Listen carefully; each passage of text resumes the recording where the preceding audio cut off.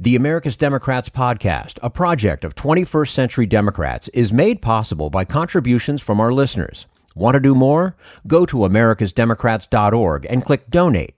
And thank you for allowing us to be your voice. And if you enjoy the show, please share it with your friends on Facebook and Twitter, and leave us a review on your favorite podcast app. This is the America's Democrats podcast, the weekly podcast for stand-up Democrats. I'm your host, Jim Cuddy. This week, Robert Reich on the choice that has to be made between oligarchy and an America that works for everyone. Fred Wertheimer on the fight that has to be fought against foreign interference in American democracy. Plus, Bill Press talks about race and politics with former Virginia Governor Terry McAuliffe. Had enough of Fox News, the House Freedom Caucus, and Donald Trump? If you want the facts that you won't get from them or from the fake news sites of the alt-right, then stay tuned. Our sponsor, 21st Century Democrats, works hard to get everyday Democrats involved in returning our party to its roots and to success at the ballot box. Sit back and listen, then stand up and fight, and follow 21st Century Democrats on Facebook for all the latest progressive news. We're glad you can join us. Robert Reich is one of our nation's leading economists. He says the widening gap between the wealthy and everyone else is the defining issue of our time, and that's why Democrats have to choose a side. And we say hello to Robert Reich, an American economist, professor, author, and political commentator. Our listeners will certainly remember he served as Secretary of Labor from 1993 to 1997 and was a member of President Barack Obama's Economic Transition Advisory Board. Professor Robert Reich, thank you very much for joining us today on the America's Democrats podcast. Thank you, Jim. Thanks for having me. Our pleasure to have you with us. You recently wrote an article for the American Prospect titled, Why 2020 Won't Be Won by Centrists. Now, in that article, you quickly demolished some key talking points that we're hearing about during this election period. One is that electability matters. What's wrong with that statement? Well, electability obviously matters, but the question is whether you get electability by being a centrist or whether you get electability by actually getting turnout. And they're not exactly the same thing. I mean, a lot of people these days are excited by politics not because of centrism, but because they are motivated by new ideas, or they are angry about how things are, or they are indignant. I mean, most of the energy in the Democratic Party is with Elizabeth Warren and Bernie Sanders. Let's face it. And they are not exactly your old establishment centrists. But to be an establishment centrist is not to be somebody who's going to get out the vote. Well, and another idea you take on is that for Democrats, this race is a contest between moderates and the left. And I think a lot of people would say, well, what's wrong with that? And the problem there, Jim, is that the old left-right continuum that American politics used to be based on, where people on the left said, well, we want more government, we want more public investment, stronger safety nets, and so forth, and people on the right said, we want more free market. Well, that old left-right debate, although still relevant, is far less relevant in the age of Trump and the age of kind of super-rich oligarchs whose wealth and power are basically taking over America. The issue today and the divide today is less between the old left and right than it is between democracy and oligarchy. And I think if people understood that better and they understood the actual power dynamics that are affecting America, a lot of people who are working class and middle class who consider themselves on the right, kind of old conservatives, would join with progressives and help create a really a multiracial, multi-ethnic, multi-class movement against the intrusions of the oligarchy on American democracy, the attempts by the oligarchy, and I mean the very, very, very wealthy who are in effect behind Trump. Trump has given them everything they want. Trump is a Trojan horse for the oligarchy. The rest of us really do need to understand that is the dynamic that's going on today. Well, and as you point out, this state of oligarchy is at the expense of many who voted for Donald Trump, and many will vote for him again, I would guess. What are they failing to see, and why? Because I think for a lot of us, it's pretty plain and simple, but somehow or another, he's able to bring these people and keep these people in. I think a lot of these people are very, very angry, and they continue to be angry about a system. And I'm not just talking about politics. I'm talking about the political economic system that seems to be rigged against them. Their wages have not increased at all over the last 40 years. Even in this so-called good economy, the wage increases are barely recognizable in terms of the median wage. It's up about 1.2% over the past year, adjusted for inflation. That's nothing. The CEO, the typical CEO, increased his or her income, just income, not capital gains, just income over the last year by $500,000. But a lot of these people also are facing less and less job security. And they say, well, what is it that the Democrats under Bill Clinton, my administration, very proud of that administration, but still under Bill Clinton or Barack Obama, what is it that the Democrats really did for us? A lot of these people say, and I know because I've talked to them, we want to continue to shake up this country. We don't trust the economic elites. Now, please note, Jim, that this is not that different from the themes that Bernie Sanders raised in 2016 and now both Bernie Sanders and Elizabeth Warren are raising. And that's my point, really, that there are a lot of Trump supporters who could, I think, be persuaded to join Bernie Sanders or Elizabeth Warren because, after all, the fundamental reality is that most of America has been shafted over the last 4 decades. The very wealthy are getting wealthier and wealthier. Most of America's wealth is now concentrated in ways that we haven't seen since the Gilded Age of the 1890s. Once again, we see it now. And that wealth is compounding at a remarkable rate, which means that the power is also compounding at the top. A lot of people who are Trump supporters feel that this is the way to shake things up. Trump is their vehicle for expressing their anger and frustration. Well, I understand that, and I sympathize with it, but I think that they need to open their eyes to the fact that Bernie Sanders and Elizabeth Warren are also, and they have specific ideas, unlike Donald Trump, who just wants to give tax breaks for the very rich and regulatory rollbacks for the very rich and big corporations. Bernie Sanders and Elizabeth Warren actually have very specific ideas that will help poor and working class and middle class Americans. Well, and you know, this great divide between the top and the rest of us,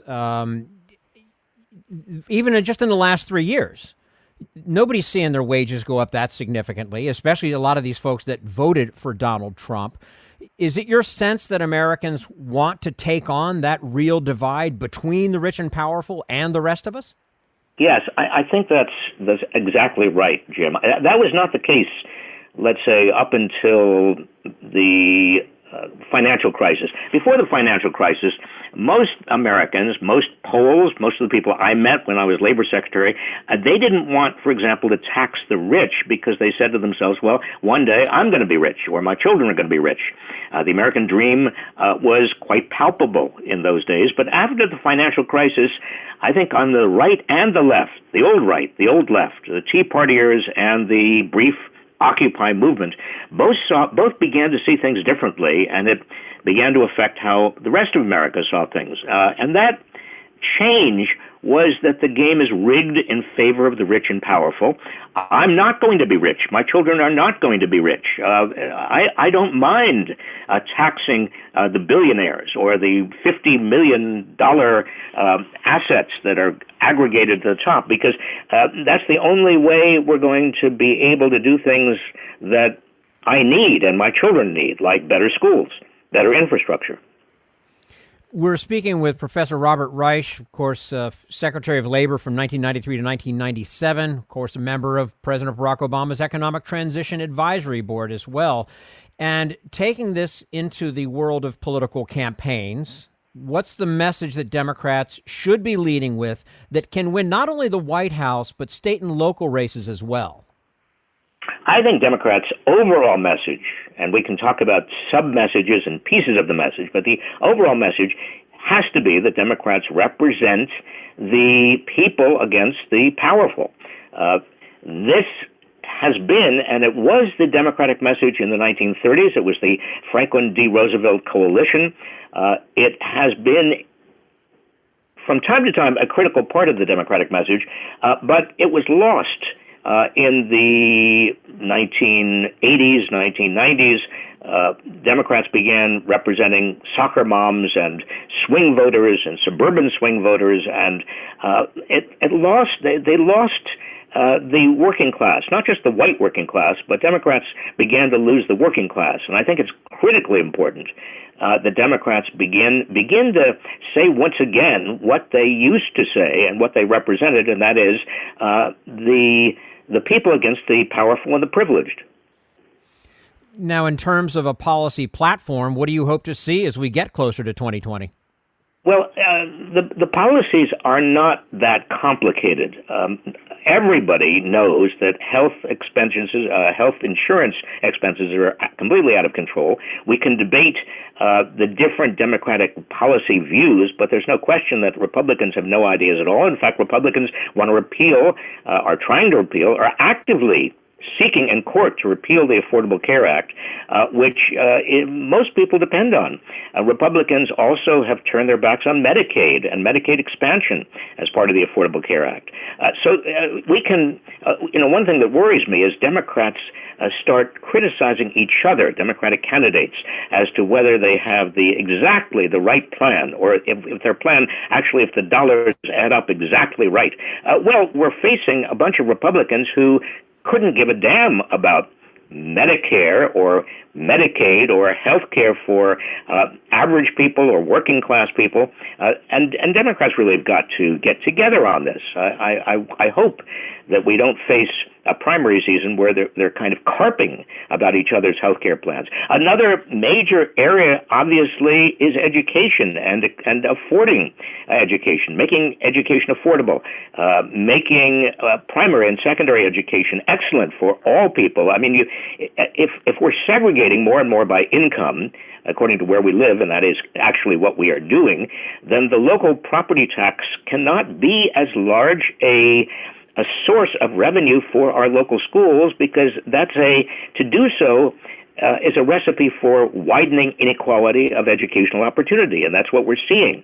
And that's why the working class, the lower middle class, and the poor, many of those kids really start out with poor schools. How can they get ahead on the basis of that kind of education? And they can't afford, if they do get to the point of going to college, they can't afford to go to college, many of them. So that the idea that Bernie Sanders came up with in 2016, free public higher education, I think, is critically important. To finance a lot of this, a wealth tax is necessary. Anybody who says it's not necessary doesn't look at what has happened to the wealth in this country as it has concentrated and accumulated at the top. Most other people don't have wealth. The top 0.1% of Americans, the richest 0.1%, we're talking about something in the order of 120,000 families, have more wealth than the bottom 90% of American families put together. We have not seen this since the 1880s, 1890s, since the great sort of period of time, and it wasn't really a great period of time. We called it then the Gilded Age, but we're back there now, and this is a dangerous place to be, because it means that you're feeding not only a great deal of resentment that comes in the form of either Trumpism or racism, and Trumpism and racism are very closely aligned, xenophobia, another form of Trumpism, but you're also feeding a sense of cynicism about the entire system. A lot of people today, they look at that accumulated wealth at the top and they say, they are rigging the system in ways that make it impossible for me ever to get ahead. And the big danger there, obviously, is that people drop out of politics. They say, what's the point of even being a political activist if the game is so rigged? That's one of my worries. Another thing I think that Democrats have got to begin to push on very, very clearly and actively is the notion that a kind of basic minimum income, a kind of a universal basic income, is necessary. It's coming inevitably as new technologies take over many of the jobs that had been the middle class jobs a generation ago. There is of necessity going to be a kind of minimum basic income, a wage that is not necessarily a good wage. In fact, it's certainly not going to be a good wage, but it's going to be a subsistence wage for people, so that they still have a motivation to get a job, but they don't have to worry that if they can't get a job or if they lose a job and are between jobs, they and their family will be in jeopardy.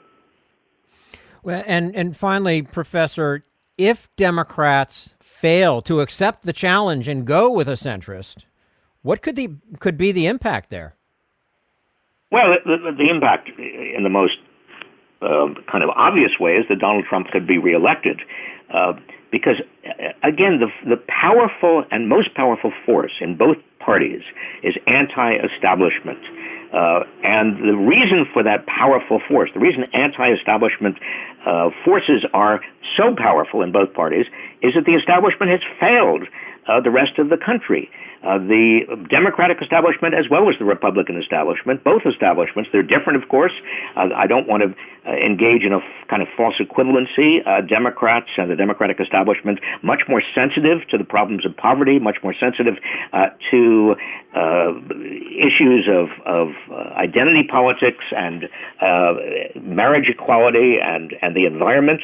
But when it comes to wealth and power, and the very dangerous interaction between wealth and power, the Democratic establishment is not that different from the Republican establishment. They've sat by over the last 40 years and allowed wages to stagnate for most Americans and wealth and power to concentrate at the top, taking over our democracy, taking over our politics.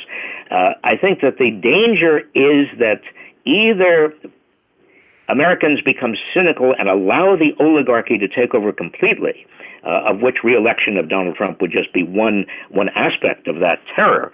But it's also deeper than that. It means that we lose the American dream altogether. We lose the essential optimism that characterized and has characterized America. We lose the resilience that we have always had. I think that the danger of just going with the establishment when the establishment has been so irresponsible for so many years is that we end up losing an aspect of our soul, the American soul. I think for anyone that's concerned about going too far to the left, being too progressive, all they really need to do is look at a paycheck stub. And that should probably answer the question for them. Well, that's when I tell people to talk with people who disagree with them.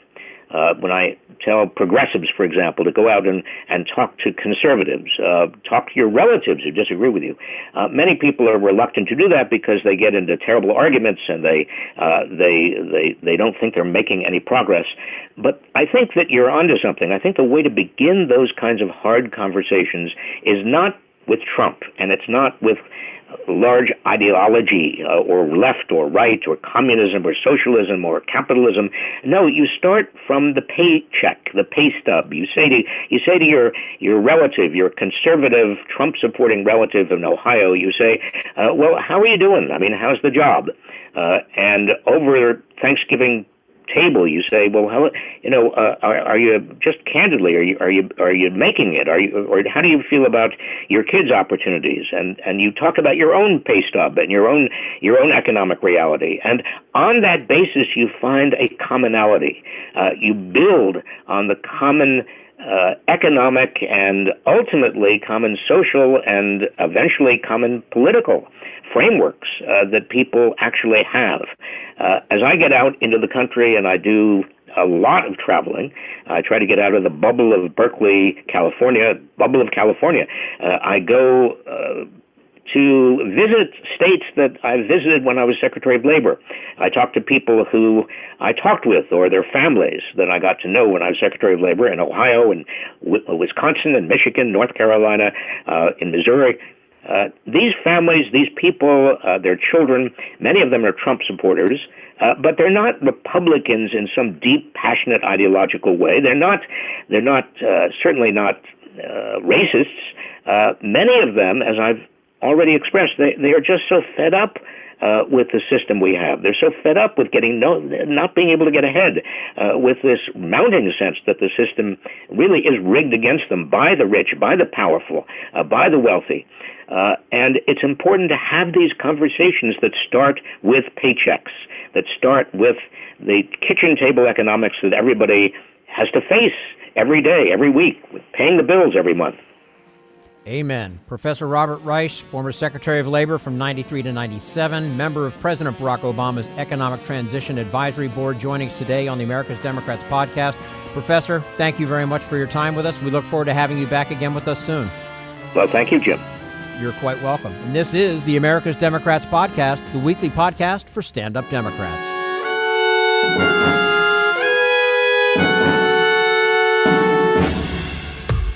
We want you to sit back and listen to this americasdemocrats.org podcast, a project of 21st Century Democrats. But we need you to stand up and fight.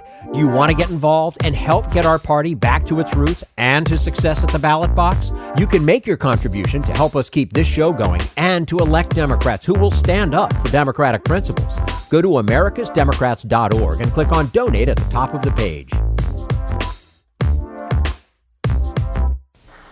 Social Security measure. I believe that we must pass legislation to provide medical care. This is our tradition. When our grandparents came to America, it was the Democratic Party which said, welcome. It was the Democratic Party, the party of Roosevelt and Truman and Kennedy and others, who said that America belonged to all its people, not just a handful of the rich or a few giant corporations. That's why great leaders like FDR fought so hard for Social Security, and why JFK stood up to the insurance companies and their Republican allies to get Medicare. It's not just one thing, or one time, in one place. It's about a whole history of standing up to the Republicans and saying someone has to be on the side of regular working people in America, whether it's defending Social Security or just the way your loved ones are treated on the job. That's what the Democratic Party is all about. And that's why this message has been brought to you by the Democratic Party. Working people like you and me. Paid for by 21st Century Democrats. Not authorized by any candidate or candidates committee. This is the America's Democrats podcast, the weekly podcast for stand-up Democrats. Coming up next, what the founders knew about foreign interference and why that matters now. But first, we turn to Jim Hightower, America's #1 populist, for his common sense commentary. Are you there yet? By there, I mean, have you at last become a 1%er? It's the dream of many social climbers to be in the top percentile, but it's a steep climb. It now takes a paycheck of $515,000 a year to dwell with the swells at the peak. Actually, that just makes you sorta rich. To rise to the tippy top of the really richy rich, the top 0.001%, your income has to be above $63 million a year, an exclusive club with only 1,400 members. Meanwhile, back down on Earth, it's harder and harder for working families to make ends meet, even with full-time jobs. The media keeps citing low joblessness as evidence that the economy is humming, but getting work no longer means getting a decent paycheck. In fact, the fastest-growing job categories today are low-wage, no-benefit service positions, a primary cause of raging inequality in America. Indeed, a fast-growing new job category is called wealth work, which doesn't mean getting wealthy, but working for the wealthy. It's a new underclass of poorly paid personal service attendants who tend to the care, feeding, and desires of the rich. For example, there's a surge in demand for gift wrappers, horse exercisers, oyster preparers, animal therapists, sommeliers, and such. This is Jim Hightower saying, we must stop letting the powers that be pretend that all is right in America as long as the stock market is booming, jobs or jobettes are being created, and the 1%ers are prospering. The glue that holds our diverse society together is the egalitarian ethic of the common good. As my old Texas daddy used to put it to me, everybody does better when everybody does better. Need an antidote to the progressive blues? Want some good news about how grassroots folks are rebelling against the corporate powers and winning? Well, here's an easy-to-swallow pill for you, the Hightower Lowdown. Hightower's monthly newsletter will give you the lowdown, even as it lifts you up. It's 4 pages a month, jam-packed with facts you can use, actions you can take, and Jim's own Texas humor, all for only $15 a year. To become a lowdowner, go to hightowerlowdown.org.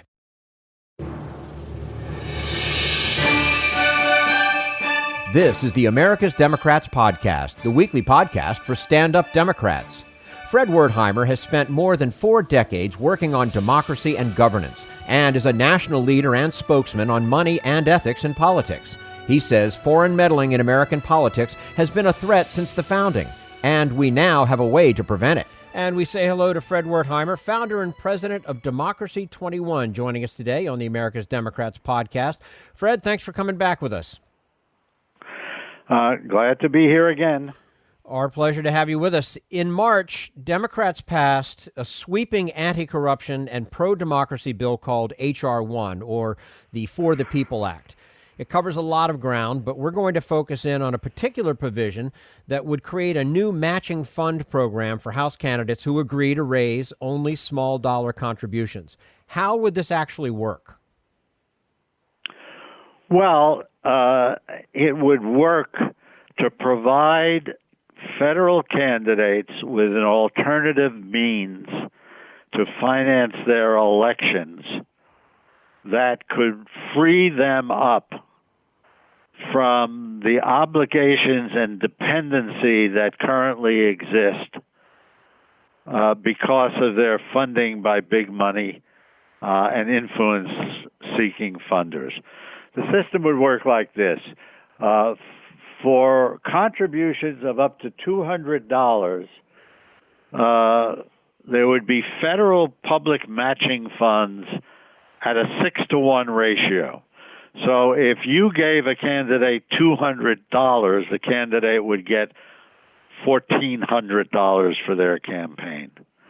Now, what does this mean? It means that we empower ordinary Americans who can give $5 or $50 or even up to $200 to play a much greater role in financing our elections. And if you combine this system with breakthroughs in raising money on the internet, we can drown the system with contributions from millions and millions of ordinary Americans and greatly dilute the influence and power of big money in elections. This also will allow new candidates an opportunity to raise sufficient funds to determine whether they can run competitive races for office. This would be accompanied by a substantial cut in the amount of individual contributions you can get from an individual. In other words, in return for getting these matching funds, you have to agree that you would accept no more than a maximum of $1,000, which is 1/3 of the current maximum limit. Now, a very important aspect of this is the following. For years, public financing of elections has been attacked as a misuse of taxpayer money. Even though we had a presidential system that worked exceedingly well for presidential candidates for more than 2 decades. All of the presidential candidates from both parties used the public financing system. President Reagan used it to run for president 3 times. And in 1984, President Reagan successfully ran for president without holding a single fundraising event for his campaign. Compare that with the way the system works today for most candidates. So this is a way of democratizing the financing of our elections, of empowering ordinary Americans, and of combating big money in American politics, which we can't limit until we overturn the Citizens United decision. Mm-hmm. Now, in this proposal, for the first time, we have eliminated taxpayer financing. Instead, the system is going to be wholly paid by the penalties, settlements, and fees paid by corporate violators, corporate executive violators, and wealthy tax cheats that are paid to the federal government every year. In other words, we are now going to have lawbreakers finance this system, not taxpayers. And while you will continue hearing opponents say, well, this is taxpayer money, and we shouldn't spend taxpayer money on politicians, that is no longer going to be a truthful argument. It wasn't an acceptable argument anyway. But now it's just going to be a lie. How will that work? How are taxpayers not going to be subsidizing those political campaigns of those with whom they may disagree? Well, because the money will. We have corporations, corporate executives, and welfare cheats who annually enter settlements with the government or are prosecuted and are fined. In other words, fees paid to the Justice Department as part of the settlement of criminal activities are going to provide the money that is used to finance this system. It is not going to come from the taxes that individuals pay every year when they file their tax returns. But that'll be the spin Republicans put on it, right? Well, that'll be the lie the Republicans put on it. Right. And we'll have to fight that. But lying has taken on a new role in American political life with the advent of the president.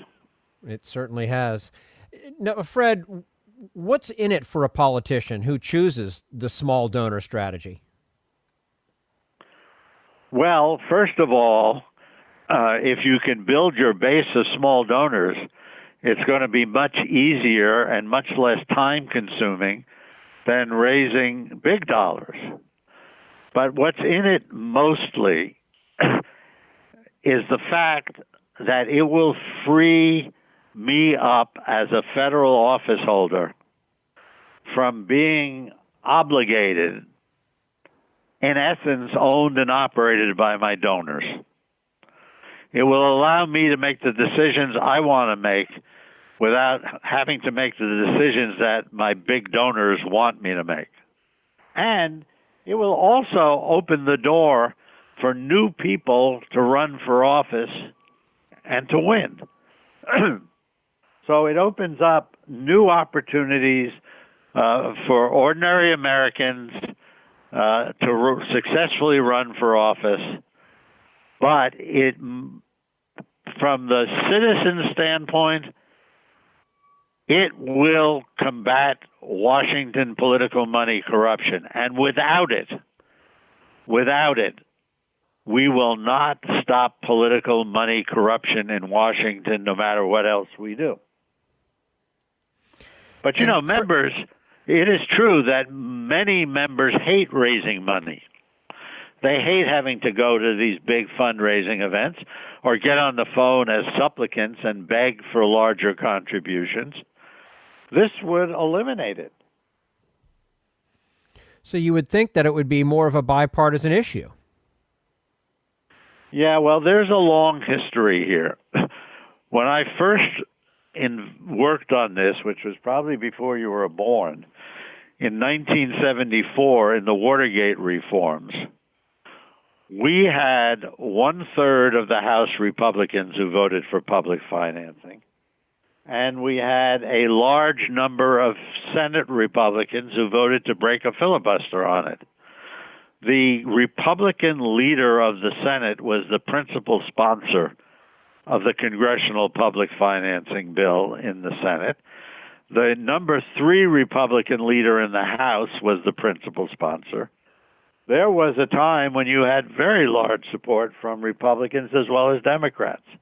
But that has changed over the years. There have been ideological objections by opponents. There have been partisan objections. And then you always have to overcome the fact that incumbents have a better deal under the current system than they will under the new system. And they have to come to the realization that they are going to be better off, and the country is going to be better off if we enact this system. Now, on the Republican side, a major factor has been Senator McConnell. This is the issue. Campaign finance is the issue he cares most about. It's in his DNA, and he has been opposing and blocking campaign finance reforms literally from the day he came to Congress. And he is, after the Citizens United decision in 2010, because we always used to get bipartisan support for campaign finance reforms, in 2002, we had 20% of the Republicans in the House and Senate supporting what is known as the McCain-Feingold bill to end unlimited contributions to the parties. But after Citizens United, McConnell decided that the result was a big advantage for Republicans, and he successfully, just as he's done on blocking election security, rounded up the Republicans to uniformly oppose any campaign finance reforms, even disclosure laws, which the Supreme Court has upheld 8-1. Now, on the other side, we have extraordinary recognition in the country of the levels of corruption in Washington today. And that is creating the opportunity to change the dynamic in Washington. And the 2020 elections potentially can change the dynamic in Congress and may open the door to a return to getting bipartisan support for reforms.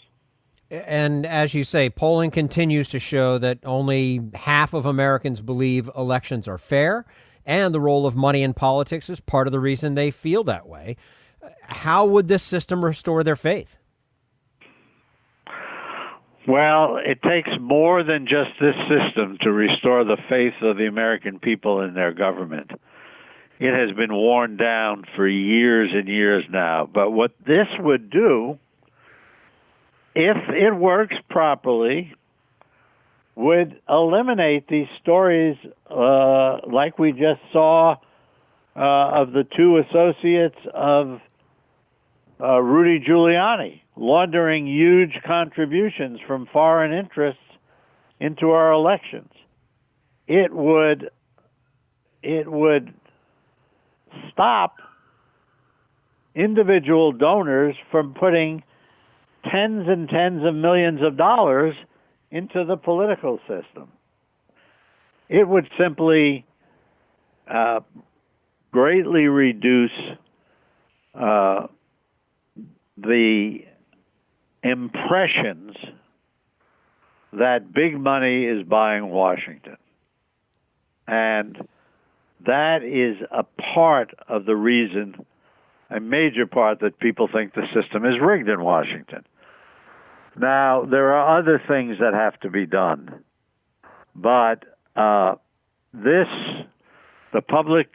small donor public matching system is the single most important campaign finance legislative reform that we can enact today to change the dynamic of political money corruption in Washington and the system being rigged for billionaires and multimillionaires and lobbyists and bundlers and special interest PACs. That's the system we have today. Well, something has to be done, and hopefully it can be done soon. Fred Wertheimer, founder and president of Democracy 21, joining us today on the America's Democrats podcast. Fred, as always, we appreciate your time with us today and look forward to speaking with you again soon. Thanks. Happy to talk to you. Anytime. Thanks. Take care. And this is the America's Democrats podcast, the weekly podcast for stand-up Democrats.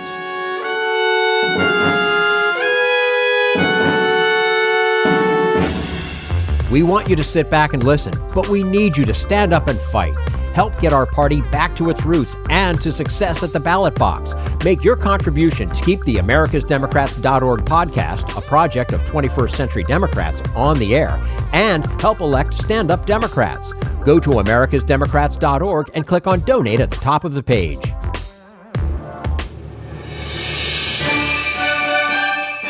This is the America's Democrats podcast, the weekly podcast for stand-up Democrats. And now Bill Press talks with former Virginia Governor Terry McAuliffe about the issues that flipped the state from red to blue. You know, as governor, I put 26 gun bills up. Every single one of them was killed at 6:30 in the morning by a Republican subcommittee without even a recorded vote. So we'll get the gun bills passed. We'll get ERA passed. We'll raise the minimum wage. You know, as governor, I put Virginia and Reggie, the Regional Greenhouse Gas Initiative, through executive order. Republicans took it out. Those days are over in Virginia. It is going to be so exciting. So people listening, if you haven't voted, you make sure you get out there tomorrow. So there's a lot riding on this election. Yeah. For Virginia. Yeah. For the nation as well? Do you think it bodes well for what's happening around the rest of the country? Oh, sure, Bill. The idea that we're going to shift two chambers for the first time in 26 years. I remind you, in 2016, the morning after the election, people woke up and said, holy cow, how did this happen? And 92 million people didn't vote. And we lost 3 states by 77,000 votes. And I think there was angst, anguish. Oh, I thought Hillary was going to win, or whatever it may have been. They decided, many of them, they'll never miss a vote again. So in 17, we picked up 15 new House of Delegate members. We were the first test after the Trump election. And it was the biggest pickup in 140 years. Then 18, we win the House, biggest pickup since 74. We won 8.6% of the popular vote, the biggest in 100 years. We won 7 governors, 8 state House chambers. Now, 19, Virginia will do the same thing as a precursor to 2020. This is the beginning of the end of the Trump presidency. And in Virginia, that's very significant. Yeah. And for Virginia, you mentioned some of the things. What does it mean? What are some of the issues? Tell us again. That are riding on this election in Virginia. Well, to put it in perspective, you started with guns. When I got elected 6 years ago tomorrow, Republicans controlled everything. All the statewide races. I only had 32 Democrats out of 100 in my House of Delegates. But you know what? We've been chewing back. We've been fighting. As you know, I was by far the most progressive governor in the history of the state. I restored more felon rights than any governor in American history, kept our women's clinics open, stopped all their anti-gay legislation. But I also vetoed 120 bills, a record. I never lost one. But horrible legislation. What we can now do, it's not block and tackling.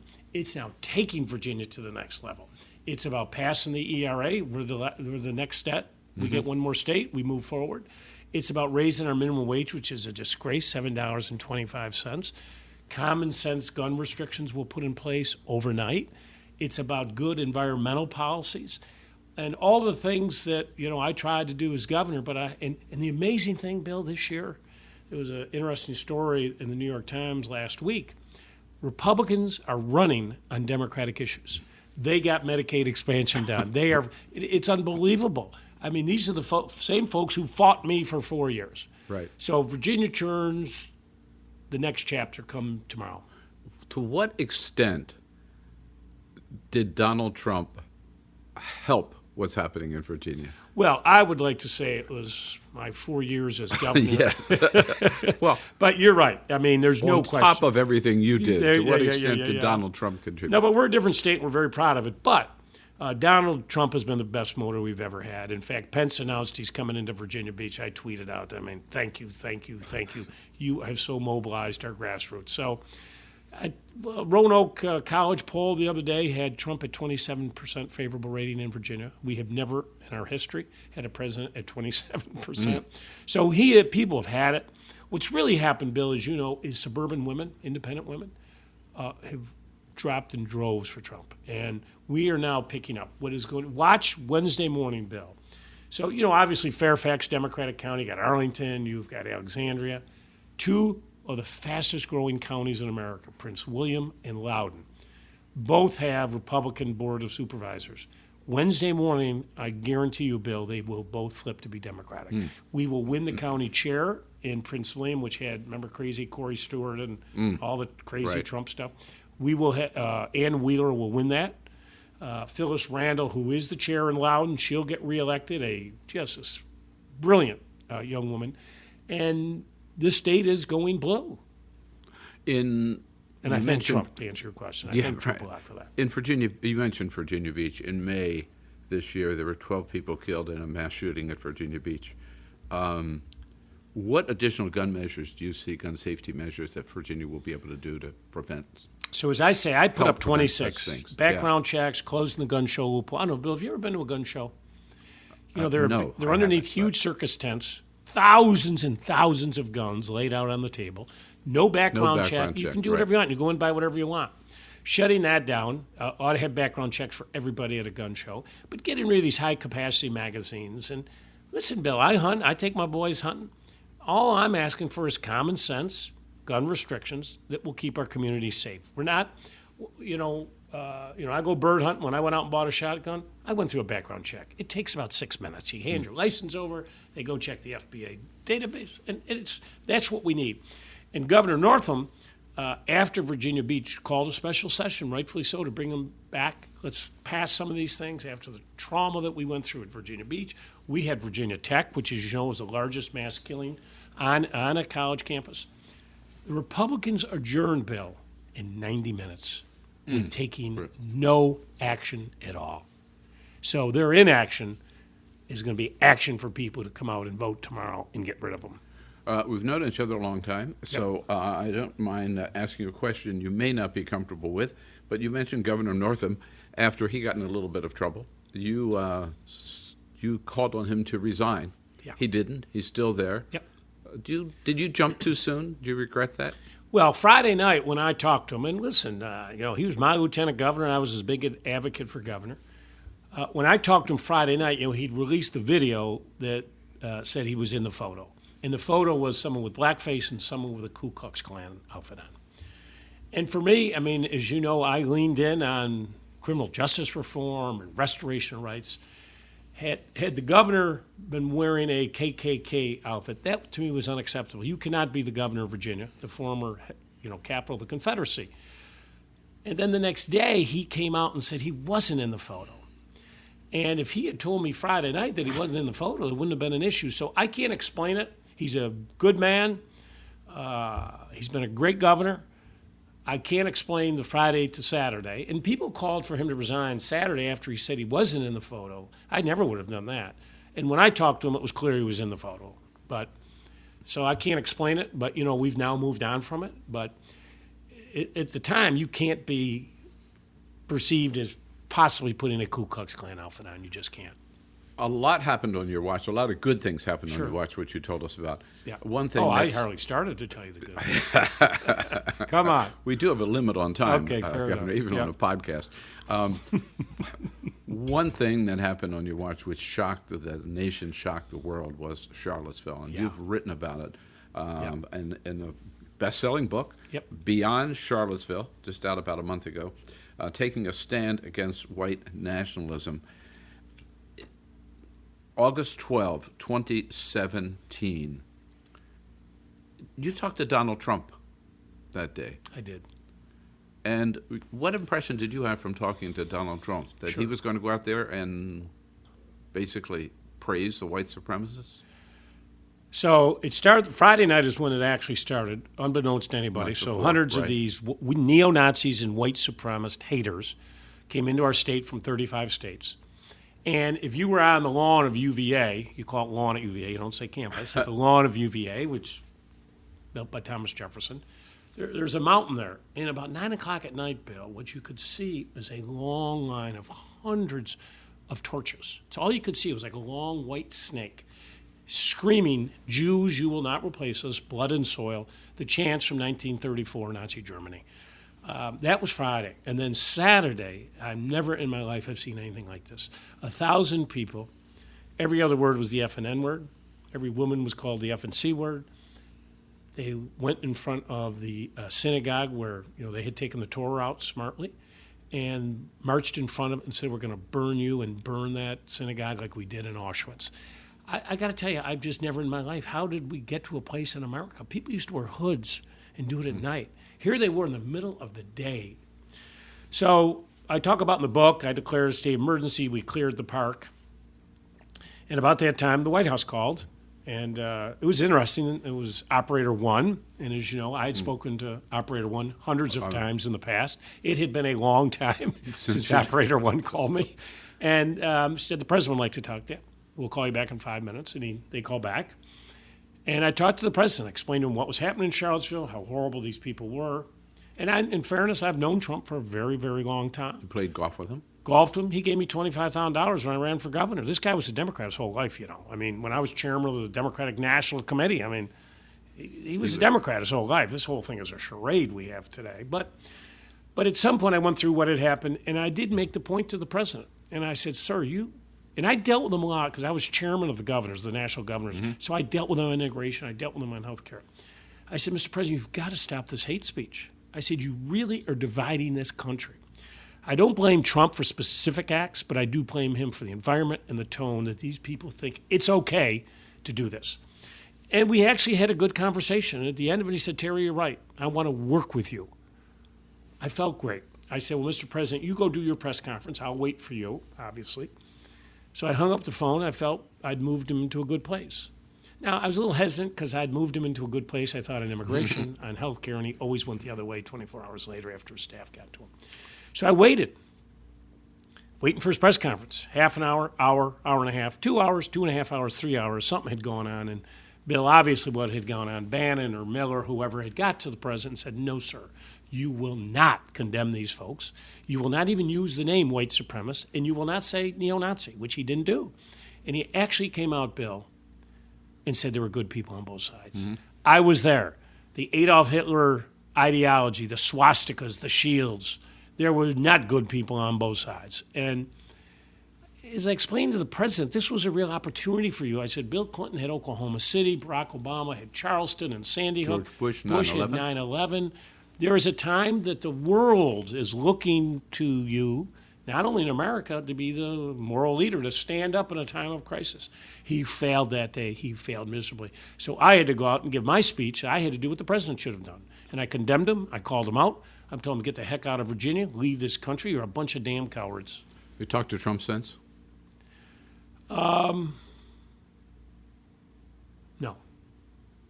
No. As I say, I dealt with him on a lot of issues, but that was really it. And I would, Bill, and here's the problem I have with Donald Trump. I don't think he has any moral core. If I tell you something as governor, I'm going to fight like a dog to do it because I believe in it. And I may not win. There's none of that with this guy. He will move on a dime if he thinks it's expedient to him politically, and it will help him. He doesn't care about any of this. Is he a racist? Yes. And I don't say that lightly. I don't throw that out lightly. But, Bill, when he ran for president, he was retweeting white nationalist tweets. He said that Donald J. Trump, are going to ban all Muslims from coming to America. He has called Mexicans rapists and murderers. You don't use that kind of language. And I talk about in the book, John Lewis writes the foreword for me. The first third is about Virginia's history. We've had a very bad history as it relates to slavery, of course, and racism issues. The middle of the book is really about what happened at Charlottesville.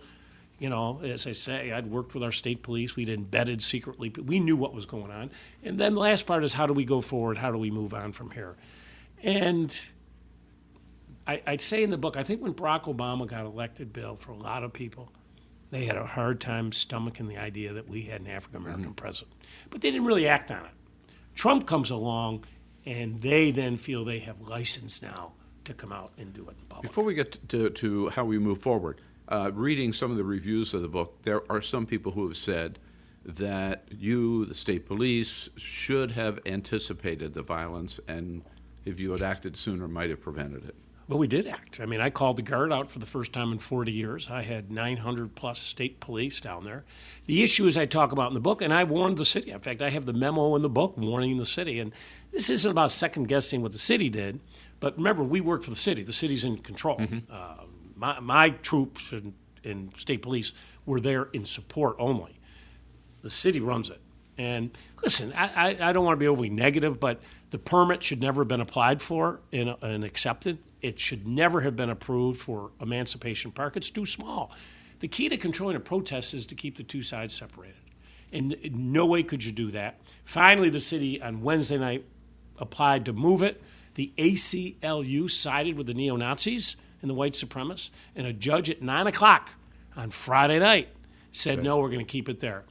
I love the First Amendment, but Bill, if we are saying we cannot keep you safe in this circumstance, that should step on top of every other issue.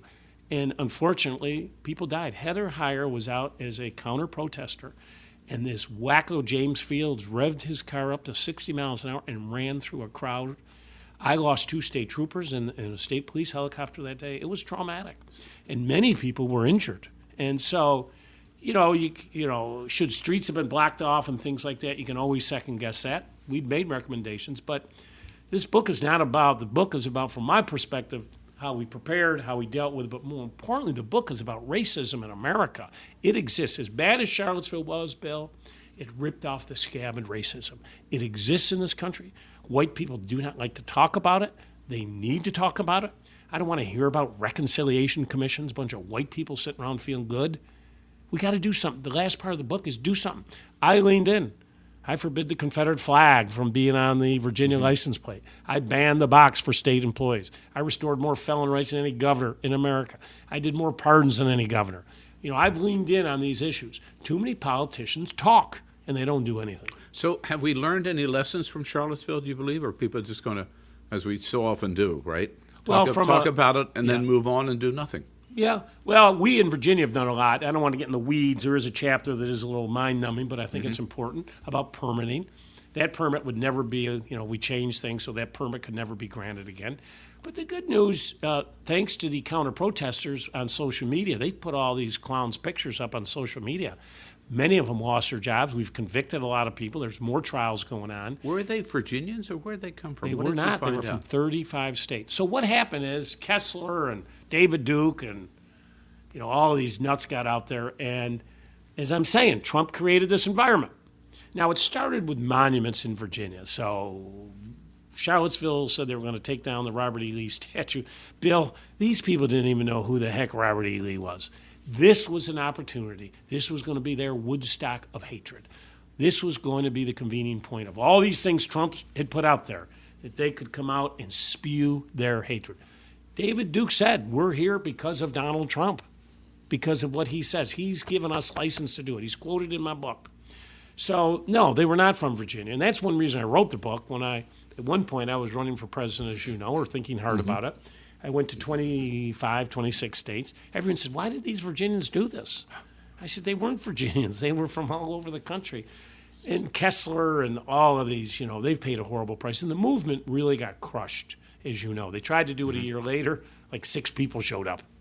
Bill Press talking with former Virginia Governor Terry McAuliffe. If you'd like to hear the entire interview, visit BillPressShow.com. That's all for the America's Democrats podcast. Thank you to all who made today's show possible. Robert Reich, Fred Wertheimer, and the entire Bill Press team. And thank you for listening. If you liked what you heard, please get involved in our efforts to keep this show going and to elect Democrats who are bringing the party back to its roots. Go to americasdemocrats.org and click on Donate at the top of the page. And be sure to find 21st Century Democrats on Facebook and Twitter, and leave us a review on your favorite podcast app. For the America's Democrats podcast, I'm your host, Jim Cuddy. We want you to sit back and listen, but we need you to stand up and fight. Join us. Support the AmericasDemocrats.org podcast, a project of 21st Century Democrats, and help elect Democrats who will stand up for democratic principles with your contribution today. Go to AmericasDemocrats.org and click on Donate at the top of the page.